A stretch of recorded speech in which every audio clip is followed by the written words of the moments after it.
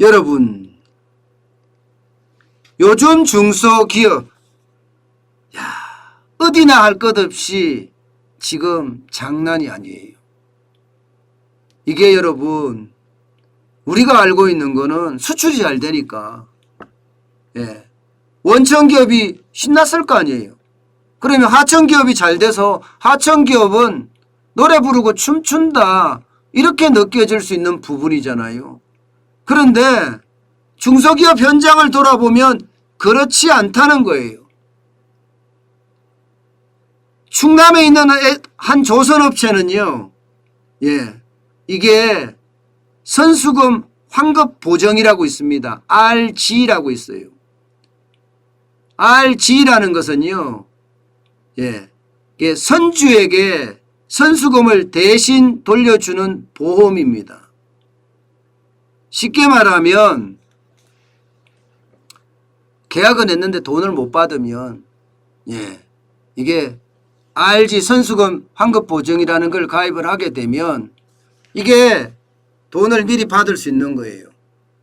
보험회사로부터. 물론 이제 보험금은 나가겠지만. 그런데 하청업체까지는 안 내려온다는 거예요. RG가 없어서 수주를 눈앞에 있다고 하더라도 제대로 수주를 받지 못한다, 이런 이야기가 나오고요. 건설업체는요, 원자재가 워낙 많이 올라가기 때문에 현장 공사가 중단된다, 이런 얘기도 나오고 있습니다. 여기에다가 어디나 할 것 없이 중소기업은요, 조선, 건설, 게다가 플라스틱을 만드는 업체, 여기에다가 스포츠 용품을 만드는 업체, 유람선을 만드는 업체, 모든 것 할 것 없이 돈이 안 돌아간다, 이렇게 이야기합니다. 돈이 안 돌아간다. 제가 이런 이야기를 들었을 때는, 돈이 안 돌아간다는 이야기를 들었을 때는, 아니 원청업체가 있으니까 하청업체가 있으면 충분히 가능하지 않겠느냐, 이렇게 예상을 할 수 있지만 그렇지 않다는 거예요. 그러면 어떻게 될까요? 중소기업이 돈이 안 들어가면요, 돈이 안 돌아가는 요소가 있을 거 아니에요. 중소기업에 돈이 안 들어가는 요소는 바로 이런 거예요. 이런 거. 쉽게 말하면 이 50.9%라는 취약 중소기업의 비중, 이렇게 써놨잖아요. 이게 바로 좀비기업입니다. 한계기업입니다. 벌어서 원금은 고사하고 쉽게 말하면 이자도 못 갚는다, 이런 얘기예요. 그런데 그 비중이 지금 보세요. 50.9%입니다. 이것도 2020년 기준이에요.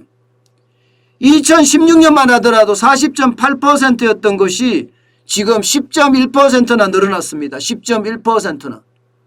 그러면 중소기업은 벌어서 원금도 못 갚고 이자도 못 갚는다. 이런 상황에서 누가 있어 1금융권이 대출해 주겠습니까? 아니면 2금융권이 대출해 주겠습니까? 그렇지 않으면 3금융권이 대출해 주겠습니까?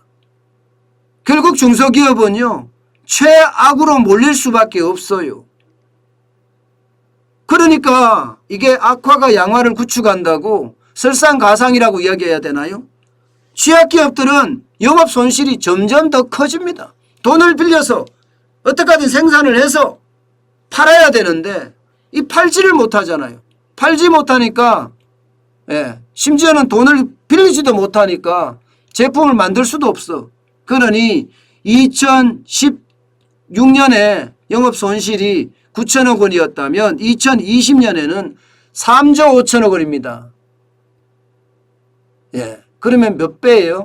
4배가 나빠졌다는 거예요. 4배가. 문재인 정부 들어와서 중소기업이 강한 나라라고 그렇게 주장을 했지만 말뿐이었고요. 취약기업, 좀비기업의 어떤 영업 손실은 점점 더 커진다. 여러분, 이거 커지잖아요. 이거 굉장히 위험합니다.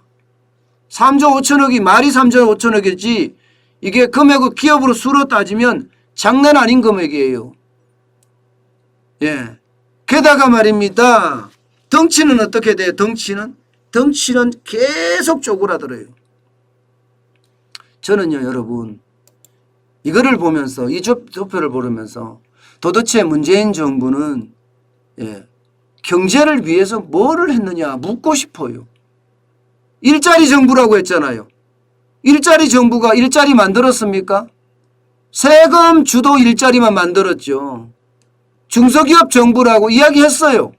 중소기업이 강한 나라라고. 후보 시절부터 문재인 대통령은 줄기차게 이야기했습니다. 줄기차게. 그런데 지금 중소기업이 쪼그라들고 있습니다. 덩치 보세요. 덩치. 중소기업의 덩치 물론 취약 중소기업이긴 하지만 덩치가 2016년에는 119조 3천억 원이었던 중소기업의 총자산 취약기업의 총자산이 지금 2020년에는 96조 3천억 원으로 쪼그라들었습니다. 그러면 얼마나 쪼그라들었나요? 적어도 한 23조 가까이 쪼그라들었죠. 23조까지. 그러니까 지금까지 중소기업을 위한 나라다. 그냥 쓰겠습니다, 여러분. 개뿔을 중소기업을 위한 나라입니까? 말만 화려했지. 실제로 경제 정책에 있어서는 기업을 무조건 적폐 세력으로 삼아서 쉽게 말하면 때리기에 바빴어요. 때리기에. 사실 대기업을 때린다고 이야기하지만 중소기업까지 심지어는 영세기업, 자영업자까지 엄청난 타격을 받았습니다. 여러분 이게 집착이라는 게 굉장히 무섭거든요. 부동산 정책이 완전히 망가진 게 왜 망가졌을까요? 바로 강남 부동산을 잡아보자 이거 아니었겠습니까? 근데 강남 부동산을 잡고자 대출 규제하고 여기에다가 뭐 세금 폭탄 매기고 쉽게 말하면 진짜 한 거 안 한 거 없이 다 했어요.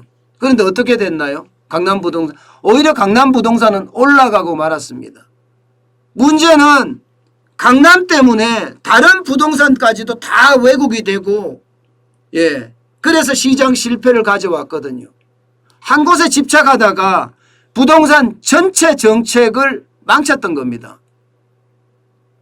저는 중소기업도 그렇게 볼 수 있다. 기업 정책도 그렇게 보고 싶어요. 대기업을 잡으려고 하다가 대기업을 잡으려고 했는데 실제로 죽어 나가는 것은 중소기업이요, 영세기업이요, 자영업자라는 거죠. 그러니 이게 집착에 의한 어떤 국가 경영은요, 결국은 폐해를 가져와서 지금 중소기업들이 망한다 이렇게 이야기할 수 있을 겁니다. 문제는 여러분, 문제는 이 와중에 중소기업이 엄청 대출이 늘어난다는 사실이에요. 보세요 여러분.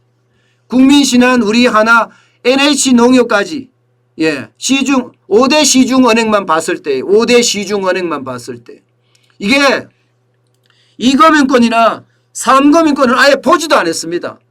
1금융권만 봤을 때 7월 말 현재 521조 2천억 원입니다. 중소기업의 대출이 계속 늘어나고 있는 거예요. 2020년 1월 말 현재는 얼마였어요? 2020년 447조 2천억 원입니다. 지금 그때 보자 80조 가까이 늘어났네요. 80조 가까이. 자, 이렇게 되면 여러분 우리가 한번 생각을 해보자고요. 531조 2천억 원이다. 이렇게 되면 지금 여러분 생각에 좀비기업의 비율이 50.9%예요. 50.9%. 중소기업의 둘 중 하나는 벌어서 이자도 못 낸다는 결론이 생겨요. 벌어서 이자도 못 내요. 원금은 고소하고요. 이자도 못 낸단 말입니다. 그런데 실제 부채는요 엄청납니다. 531조 2천억 원이에요. 그러면 어떻게 될까요? 저는 여기서 산업개혁이 일어나지 않기 때문에 여기 잘못하면 뻥 하고 터진다는 겁니다. 이거 터지면 인정사정 없습니다. 인정사정 없어요. 게다가 대출 만기 연장이 9월 말에 끝나잖아요. 대출 만기 연장이. 대출 만기 연장 하겠죠. 저는 할 거라고 보는데 워낙 규모가 많아요. 대출 만기 연장 규모가 213조인데 213조 정도 되는데 엄청나게 많습니다. 이게 만약에 9월 말 이렇게 터지면 저는 10월에 위기설도 충분히 가능하다고 생각을 해요. 게다가 금리까지 오르잖아요. 지금 경제가 혼란 그 자체입니다. 혼란 그 자체. 그래서 저는 어떤 방향으로 지금 경제가 위기가 닥칠지 모른다고 생각을 해요. 이게 대출 만기 연장 이자 상환 유예가 워낙 규모가 크고 중소기업의 대출이 늘어나고 자영업자 대출이 늘어나고 가계부채가 더 늘어나니 이것은요 어째 보면 정은보 금융감독위원장이 이야기했던 금융감독 원장이죠. 금융감독 원장이 이야기했던 퍼펙트 스톰이 닥칠지도 몰라요. 저는 제가 보기에는 그 정도로 지금 위험해 보입니다. 결국 퍼펙트 스톰이 닥치면 금융위기는 올 수밖에 없어요. 그러면 전 세계는 괜찮은데 우리만 금융위기가 온다고 생각을 해보세요. 그러면 그 충격파는 그 어느 때보다 저는 커질 거라고 봅니다. 제가 지금 보는 게 그만큼 우리 경제가 지금 굉장히 심각한 양상에 빠졌다 이렇게 진단하고 있습니다.